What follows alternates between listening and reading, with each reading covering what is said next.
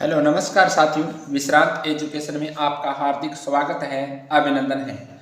हमारा पाठ चल रहा था साथियों राजस्थान का साहित्य एवं राजस्थान की बोलियां।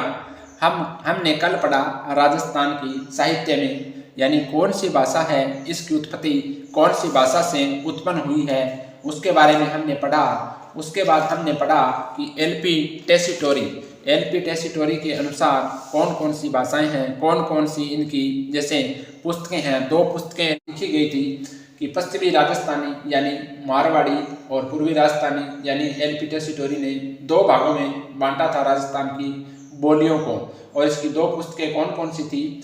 एक थी पश्चिमी राजस्थान साहित्य एवं सर्वे और दूसरी थी पश्चिमी राजस्थान का व्याकरण। तो विद्यार्थियों, कल हमने पढ़ा जैसे पश्चिमी राजस्थानी यानी मारवाड़ी के बारे में पढ़ा। एलपी टेसीटोरी के अनुसार यानी मारवाड़ी की उपबोलियां कौन कौन सी हैं। तो आज हम एलपी टेसीटोरी के अनुसार 2 नंबर में पूर्वी राजस्थानी यानी ढूंढाड़ी के बारे में पढ़ने जा रहे हैं। तो विद्यार्थियों तैयार हैं? तो हम शुरू करते हैं आज का पाठ ढूंढाड़ी। कौन सी? ढूंढाड़ी। ढूंढाड़ी भाषा के बारे में हम पढ़ेंगे, कहाँ कहाँ बोली जाती है और ढूंढाड़ी की कौन कौन सी उपबोलियां हैं, ये हम देखेंगे। तो ढूंढाड़ी की उपबोलियां यानी ढूंढाड़ क्षेत्र में बोली जाती है। ढूंढाड़ी है ये कौन से क्षेत्र में बोली जाती है? यानी ढूंढाड़ क्षेत्र में बोली जाती है। ढूंढाड़ क्षेत्र में कौन कौन से जिले आ जाते हैं? कौन कौन से जिले हैं? तो हम बात करते हैं जयपुर। ढूंढाड़ में तो जयपुर जिला आता है, पूरा का पूरा जयपुर जिला। अजमेर, ये ढूंढाड़ क्षेत्र में आने वाले जिले हैं। अजमेर है, अजमेर के पास ही जैसे ये किशनगढ़ तहसील है, किशनगढ़ ये अजमेर की ही तहसील है। उसके बाद लावा यानी यह क्या है? एकीकरण में हमने पढ़ा था लावा जो एक ठिकाना था। कौन सा? एक ठिकाना था, उसके बारे में हमने पढ़ा था लावा। उसके बाद दौसा, ये ढूंढाड़ी क्षेत्र में है, ढूंढाड़ क्षेत्र में है दौसा। ओके विद्यार्थियों, यहाँ पर जैसे ढूंढाड़ी भाषा बोली जाती है जयपुर, अजमेर, किशनगढ़, लावा और दौसा, ये ढूंढाड़ी बोली का क्षेत्र है। अब बात करते हैं इसे और कौन सी बोली नाम दिया गया है, यानी इसको ढूंढाड़ी को क्या नाम दिया गया है? इसको नाम दिया गया है इसे ढूंढाड़ी को जयपुरी या झाड़साई भी कहते हैं। क्या कहते हैं? जयपुरी या झाड़साई भी कहते हैं। ये इसका नाम है। ढूंढाड़ी को जयपुरी व झाड़साई के नाम से भी जानते हैं। ओके विद्यार्थियों, उसके बाद बात करते हैं कि ढूंढाड़ी एवं जैसे ढूंढाड़ी और हिंदी का मिश्रण है वो सदुकड़ी कहलाता है। क्या कहलाता है? ढूंढाड़ी और हिंदी का मिश्रण, हिंदी भाषा का मिश्रण क्या कहलाता है? मिश्रण सदुकड़ी कहलाता है। क्या कहलाता है? सदुकड़ी कहलाता है। ये हमें ध्यान रखना है, सदुकड़ी भाषा कहलाती है, यानी ढूंढाड़ी और हिंदी का मिश्रण सदुकड़ी कहलाता है। ये हमें ध्यान रखना है। यानी ढूंढाड़ी का सर्वप्रथम उल्लेख कहाँ मिलता है? ढूंढाड़ी का सर्वप्रथम उल्लेख मिलता है विद्यार्थियों 8 गुजरी देश नामक एक पुस्तिका में मिला है। कौन सी पुस्तिका में? पुस्तिका का नाम है 8 गुजरी देश, यानी 8 गुजरी इसका उल्लेख, यानी ढूंढाड़ी का उल्लेख कहाँ मिला है? उल्लेख यानी कहाँ मिला है विद्यार्थियों? यानी 8 गुजरी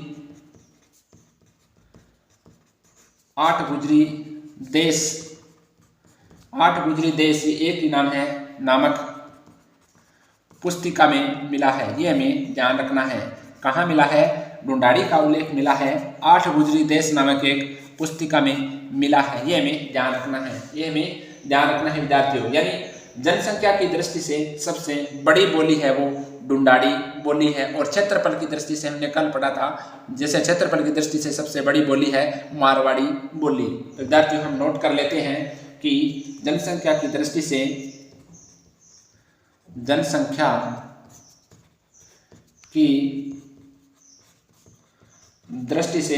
सबसे बड़ी बोली कौन सी है? तो ढूंढाड़ी है। कौन सी है? ढूंढाड़ी है। यानी जनसंख्या की दृष्टि से सबसे बड़ी बोली कौन सी है? ढूंढाड़ी है। ये हमें ध्यान रखना है। यानी संत दादू जी थे, उनकी जो रचनाएं थी यानी अधिकांश रचनाएं हैं वो ढूंढाड़ी में है, यानी सदुकड़ी भाषा में है। यानी नोट कर लेते हैं कि संत दादू दयाल की अधिकांश रचनाएं यानी ढूंढाड़ी में रचित है। कौन सी भाषा में है? ढूंढाड़ी भाषा में रचित है। ये हमें ध्यान करना है कि संत दादू दयाल की अधिकांश रचनाएं कौन सी भाषा में लिखी हुई है, यानी ढूंढाड़ी या कौन सी है? इसे सदुकड़ी भी कहते हैं। क्या कहते हैं? सदुकड़ी। इसे सदुकड़ी भी कहते हैं। ये हमें ध्यान रखना है। प्रश्न पूछा जाता है तो हमें तैयार रहना विद्यार्थियों, हमारा कोई भी प्रश्न गलत नहीं होना चाहिए। ओके विद्यार्थियों, यानी ढूंढाड़ी की उत्पत्ति यानी सोर सेनी से मानी जाती है। यानी ढूंढाड़ी भाषा की उत्पत्ति यानी सोर सेनी से मानी जाती है। सोर सेनी से मानी जाती है। ये हमें ध्यान रखना है। यानी ढूंढाड़ी भाषा की उत्पत्ति है वो सोर सेनी से मानी जाती है। ओके विद्यार्थियों, किससे मानी जाती है? सोर सेनी से मानी जाती है। और ढूंढाड़ी का साहित्यिक रूप पूछा जाए तो ढूंढाड़ी का साहित्यिक रूप पिंगल कहलाता है। यानी ढूंढाड़ी का साहित्यिक रूप क्या कहलाता है? साहित्यिक रूप यानी पिंगल कहलाता है। ओके मित्रों, यानी ढूंढाड़ी के बारे में हमने पढ़ा। इसका प्रमाण हमने पढ़ा कि किस में मिलता है कि 8 गुजरी देश नामक एक पुस्तिका में मिलता है। यानी ढूंढाड़ी भाषा के बारे में हमने पढ़ा कि ढूंढाड़ क्षेत्र में बोली जाती है। ढूंढाड़ क्षेत्र के अंतर्गत कौन कौन से जिले आते हैं? तो जयपुर है, अजमेर है, किशनगढ़ है, लावा है और दौसा है। ये ढूंढाड़ क्षेत्र में आते हैं। ओके मित्रों, यानी इसे जयपुर या झाड़साई भी कहते हैं। ये हमें ध्यान रखना है। इसका अन्य नाम क्या है? जयपुरी या झाड़साई भी कहते हैं। ढूंढाड़ी और हिंदी का मिश्रण क्या कहलाता है? सदुकड़ी कहलाता है। यानी ढूंढाड़ी का उल्लेख 8 गुजरी देश नामक एक पुस्तिका में मिला है। और जनसंख्या की दृष्टि से सबसे बड़ी बोली कौन सी है? ढूंढाड़ी है। यानी जनसंख्या की दृष्टि से पूछा जाए तो ढूंढाड़ी है, ये सबसे बड़ी बोली है। और संत दादू की रचनाएं यानी अधिकांश रचनाएं सदुकड़ी भाषा में है, यानी ढूंढाड़ी भाषा में है। ढूंढाड़ी भाषा की उत्पत्ति सोर सेनी से भी मानी जाती है। ये हमें ध्यान रखना है। और ढूंढाड़ी का साहित्यिक रूप क्या कहलाता है? ढूंढाड़ी का साहित्यिक रूप पिंगल कहलाता है। क्या कहलाता है? पिंगल कहलाता है। अब बात करते हैं तोरावाटी की। अब बात करते हैं विद्यार्थियों तोरावाटी, यानी तोरावाटी बोली के बारे में हम बात करते हैं। कौन से क्षेत्र में बोली जाती है और क्या क्या इसके नाम हैं, ये भी हम जानेंगे। तो कांतली नदी का जो प्रवाह क्षेत्र है, जैसे सीकर व झुंझुनू का क्षेत्र है, वहाँ पर तोरावाटी बोली जाती है। यानी कांतली नदी का प्रवाह क्षेत्र यानी तोरावाटी बोली कांतली नदी है उसका प्रवाह क्षेत्र है, उसमें बोली जाती है। यानी सीकर और झुंझुनू में बोली जाती है। जहाँ जहाँ कांतली नदी का प्रवाह क्षेत्र है वहाँ पर तोरावाटी बोली जाती है। यानी ये जो कांतली नदी है इसके बारे में पढ़ लेते हैं। ये कांतली नदी है, ये क्या है कि झुंझुनू को 2 बराबर भागों में बांटती है। यानी कांतली नदी झुंझुनू जिले को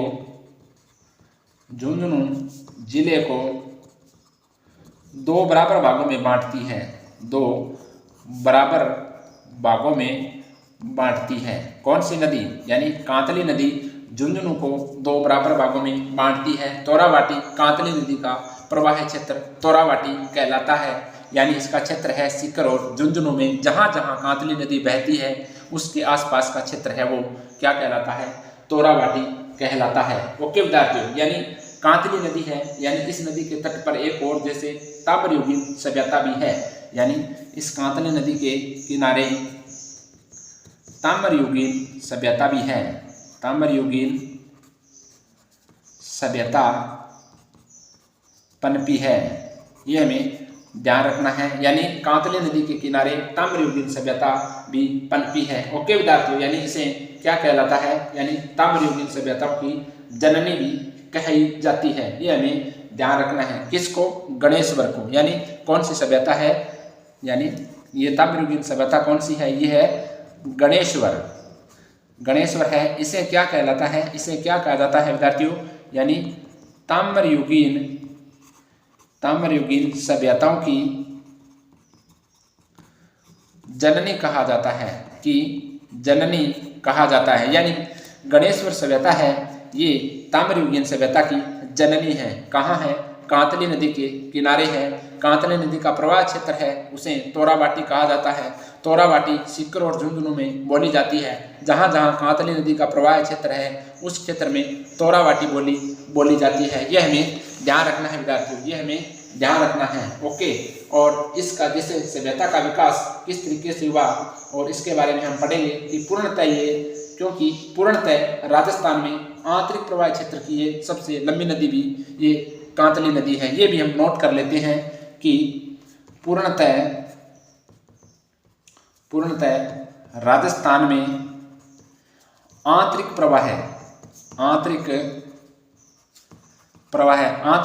का अर्थ होता है विद्यार्थियों, यानी यह नदी जैसे उद्गम होने के बाद थोड़ी दूर चलने के बाद यह विलीन हो जाती है। यानी ना तो यह बंगाल की खाड़ी में जाती है, ना यह अरब सागर में जाती है, ना यह कच्छ की खाड़ी में जाती है, कहीं नहीं जाती है। ये थोड़ी दूर चलने के बाद विलीन हो जाती है, उसे आंतरिक प्रवाह कहा जाता है। यानी पूर्णतः राजस्थान में आंतरिक प्रवाह क्षेत्र की सबसे लंबी नदी है, सबसे लंबी नदी है। कौन सी नदी है? यानी कांतली नदी है। ओके विद्यार्थियों, कौन सी नदी है?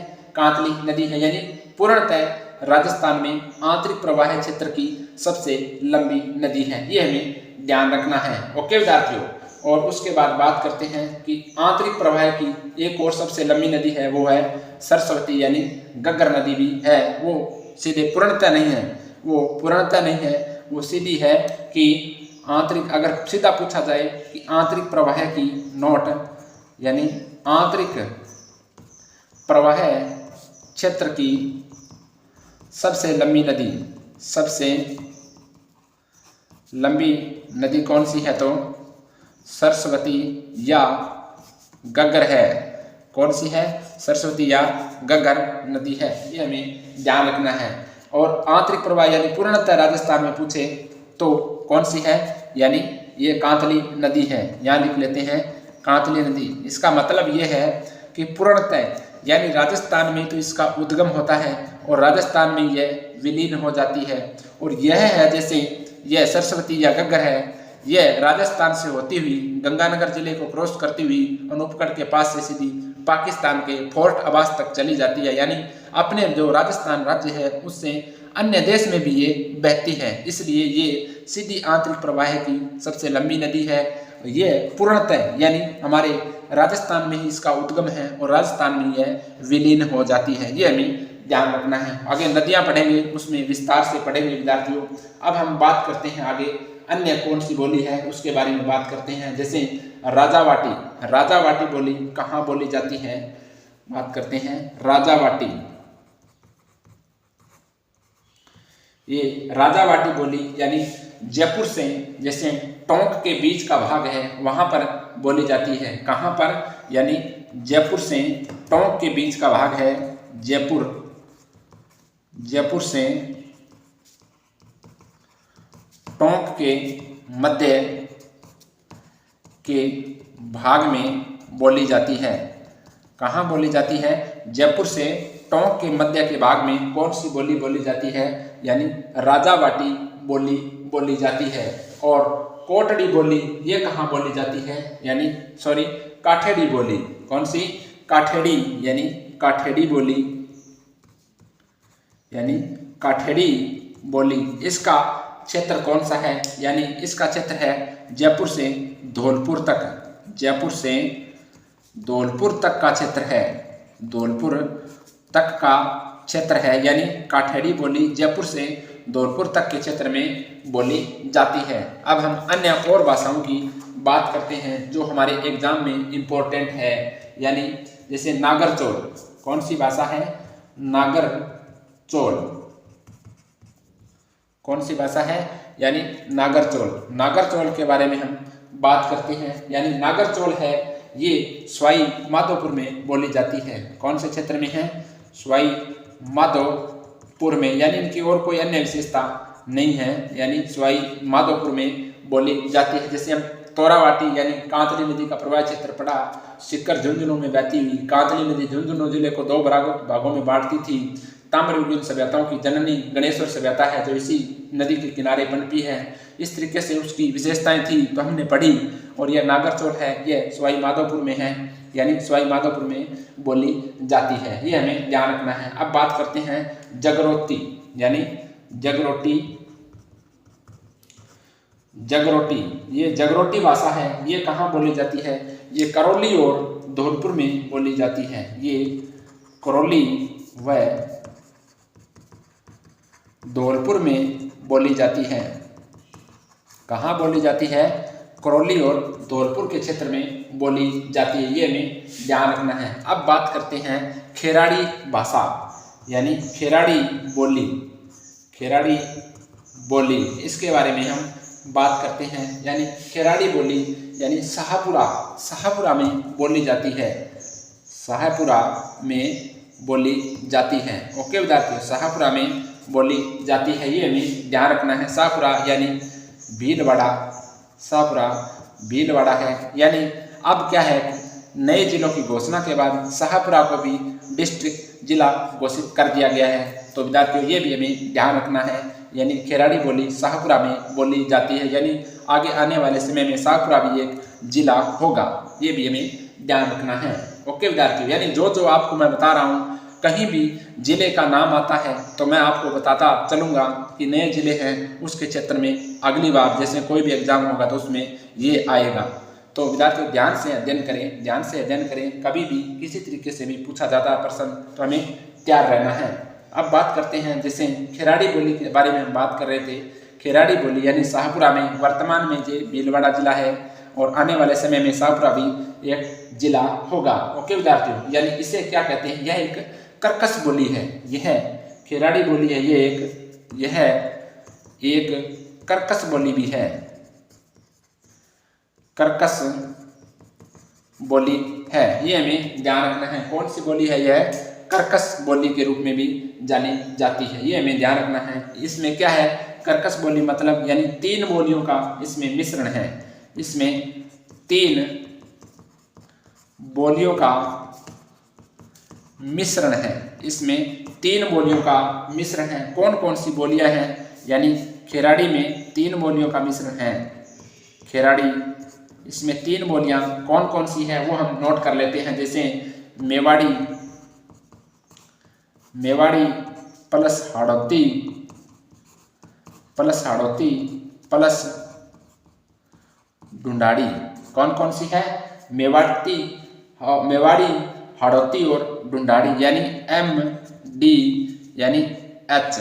इस तरीके से याद कर सकते हैं। H यहाँ पर जैसे MDH यानी MDH, इस तरीके से याद कर सकते हैं। ओके विद्यार्थियों, यानी इस तरीके से कि M का मतलब हो गया मेवाड़ी, और H का हो गया हाड़ौती, और D का हो गया ढूंढाड़ी, यानी MDH बराबर क्या है? खेराड़ी। इस तरीके से भी याद कर सकते हैं। MDH यानी खेराड़ी, यानी खेराड़ी में 3 भाषाओं का मिश्रण है, 3 बोलियों का मिश्रण है, मेवाड़ी, हाड़ौती और ढूंढाड़ी, यानी इन 3 बोलियों का मिश्रण है। ये हमें ध्यान रखना है। अब बात करते हैं विद्यार्थियों, आगे हम हाड़ौती बोली के बारे में बात करते हैं। हाड़ौती बोली यानी इसका क्षेत्र कौन कौन सा है? हाड़ौती बोली का क्षेत्र है कोटा बूंदी, यानी हाड़ौती क्षेत्र है, यानी राजस्थान में जो हाड़ौती का क्षेत्र है वहीं हाड़ौती बोली बोली जाती है। यानी कोटा, कौन सा? कोटा, बूंदी, झालावाड़ और बारां, ये इसका हाड़ौती का कार्य क्षेत्र है, यहाँ बोली जाती है। यानी ये हाड़ौती बोली है, ये कोटा, बूंदी, झालावाड़ और बारां में बोली जाती है। यानी वर्तनी की दृष्टि से सबसे कठोर बोली है, ये भी हम नोट कर लेते हैं। यानी वर्तनी की दृष्टि से सबसे कठोर बोली है, ये सबसे कठोर बोली है, वर्तनी की दृष्टि से सबसे कठोर बोली है विद्यार्थियों। यानी हाड़ौती का सर्वप्रथम उल्लेख है वो केलोग द्वारा लिखित एक हिंदी व्याकरण में मिलता है। यानी हाड़ौती का उल्लेख कहाँ मिलता है कि केलोग द्वारा रचित व्याकरण में मिलता है, रचित व्याकरण में मिलता है, व्याकरण में मिलता है। ये हमें ध्यान रखना है कि हाड़ौती का जो उल्लेख कहाँ मिलता है, यानी केलोग एक जो लेखक था उसके द्वारा रचित एक व्याकरण में मिलता है। ओके विद्यार्थियों, कहाँ मिलता है? केलोग द्वारा रचित व्याकरण में मिलता है, ये हमें ध्यान रखना है। सूर्यमल मिश्रण की जो भी रचनाएं हैं वो हाड़ौती में लिखित है, ये भी हम नोट कर लेते हैं कि सूर्यमल मिश्रण की रचनाएं हाड़ौती में रचित है। कौन सी भाषा में है? हाड़ौती बोली में यानी भाषा में रचित है। ये प्रश्न पूछा जाता है कि सूर्यमल मिश्रण की रचनाएं कौन सी भाषा में रचित है, तो कौन सी भाषा में है विद्यार्थियों? हाड़ौती भाषा में रचित है, ये भी ध्यान रखना है। और इनका सूर्यमल मिश्रण का गांव कौन सा है? हरना गांव बूंदी है।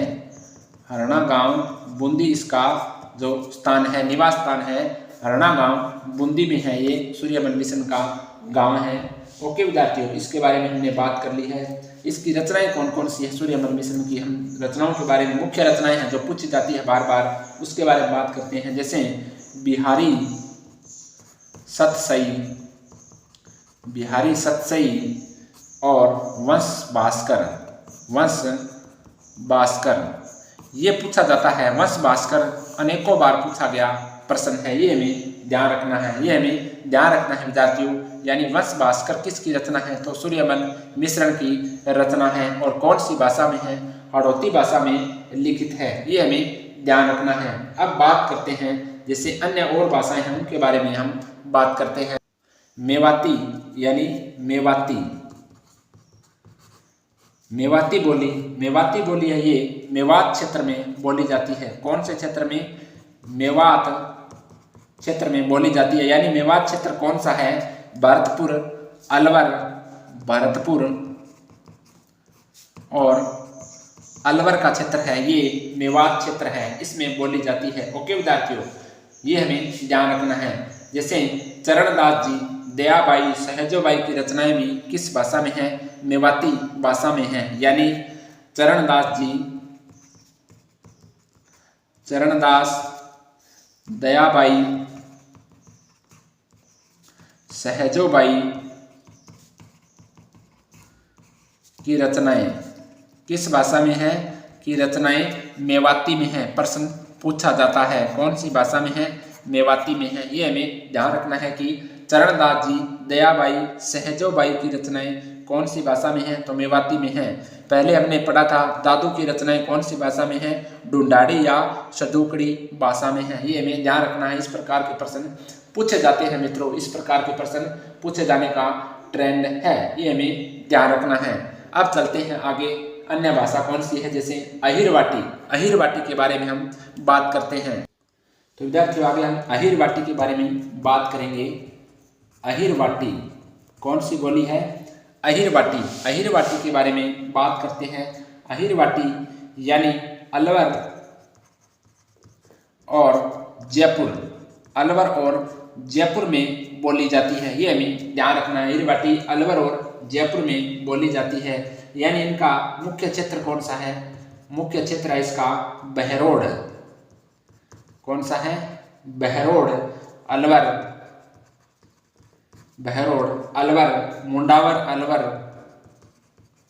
मुंडावर ये भी अलवर का भाग है। और कोटपुतली यानी जयपुर, विद्यार्थियों मैं आपको साथ साथ में बता रहा हूँ कि कौन कौन से जिले बने हैं और अब नए जिले की श्रेणी में कौन कौन सी तहसीलें हैं उनको भी मिला दिया है। तो इसके साथ में हम बात कर लेते हैं। जैसे ये बहरोड पहले अलवर का क्षेत्र था, यानी नए जिले की जो घोषणा हुई है उससे पहले ये अलवर का क्षेत्र था और यह कोटपुतली यह जयपुर का क्षेत्र था। अब वर्तमान में जैसे मुख्यमंत्री जी श्री अशोक जी गहलोत के द्वारा जो घोषणा हुई है नए जिलों की, उसमें क्या है कि जयपुर का जैसे भाग था ये ऐसे हमारा जयपुर था इस तरीके से। तो इस जयपुर में क्या है, यहाँ पर जैसे यहाँ पर पास में अलवर है, यहाँ पर क्या है अलवर है हमारा अलवर, और ये हमारा क्या है जयपुर है, ये हमारा जयपुर है। तो यहाँ पर क्या है अलवर में क्या है बहरोड, ये बहरोड है और ये यहाँ पर कोटपुतली थी, ये कोटपुतली थी।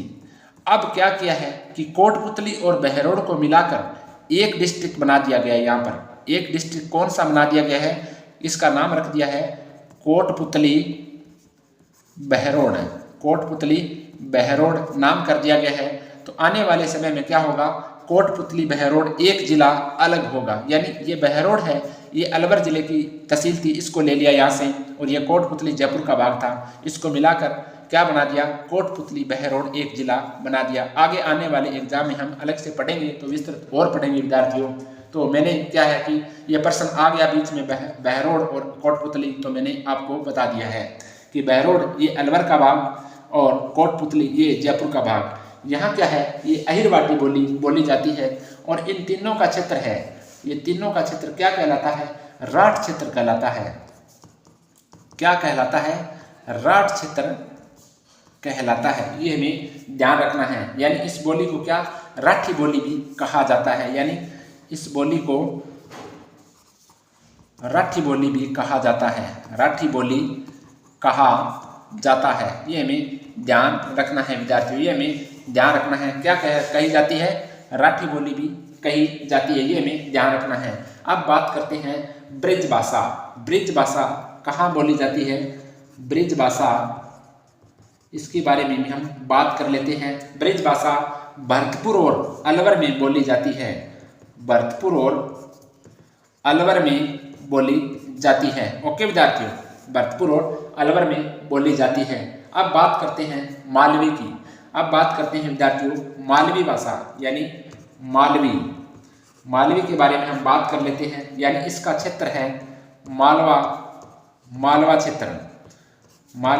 क्षेत्र, मालवी भाषा का क्षेत्र है मालवा क्षेत्र। यानी मालवी बोली है वो, और अन्य किस नाम से जानी जाती है, चमलावड़ी के उपनाम से जानी जाती है। ये मालवी भाषा चमलावड़ी यानी चमलावड़ी बोली के नाम से जानी जाती है, नाम से जानी जाती है। ये हमें ध्यान रखना है। कभी एग्जामिनर पूछ सकता है कि मालवी बोली अन्य किन नाम से जानी जाती है, तो चमलावड़ी बोली के नाम से भी जानी जाती है। अब मालवी के बारे में हम बात कर लेते हैं।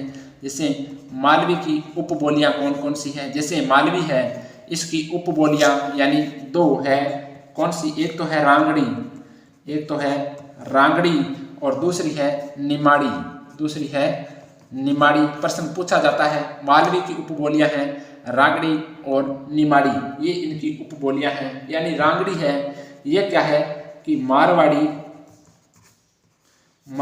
और मालवी इसका मिश्रण है, यानी मारवाड़ी और मालवी बराबर रांगड़ी, ये हमें ध्यान रखना है। ओके विद्यार्थियों, और निमाड़ी है ये दक्षिणी राजस्थानी, इन निमाड़ी को दक्षिणी राजस्थानी भाषा भी कहा जाता है। क्या कहा जाता है, दक्षिणी राजस्थानी भाषा भी कहा जाता है। ये हमें ध्यान रखना है विद्यार्थियों, ये हमें ध्यान रखना है। हमने बात की आज जैसे कौन कौन सी बोलियां कौन कौन से क्षेत्र में बोली जाती है, और जैसे कांतली नदी के बारे में इम्पोर्टेंट पढ़ा कि जैसे ताम्रयुगीन सभ्यताओं की जननी कौन सी है, गणेश्वर सभ्यता है। कौन सी नदी की है, यानी कांतली नदी के किनारे है। कांतली नदी के आसपास का क्षेत्र तोरावाटी कहलाता है, और कांतली नदी झुंझुनू जिले को दो बराबर भागों में बांटती है। इनकी अलग अलग विशेषताओं के बारे में हमने पढ़ा मित्रों। तो हमने अध्ययन किया अच्छी तरह से, आपने भी मेरे साथ साथ अध्ययन किया होगा। तो विद्यार्थियों बने रहे इस विश्रांत एजुकेशन चैनल पर। तो कल मिलेंगे सुबह 6 बजे विद्यार्थियों। राजस्थान जनरल नॉलेज यानी जीके की जो हमारी क्लास लगातार चलती आ रही है, लगभग 1-1.5 महीने से लगातार हो रही है, तो विद्यार्थियों जुड़े रहे इस विश्रांत एजुकेशन चैनल पर। तो अब हम विद्यार्थियों कल मिलेंगे, विदा लेते हैं। तो विद्यार्थियों जय हिंद, राम राम, धन्यवाद। Subscribe now and press the bell icon. Never miss an update.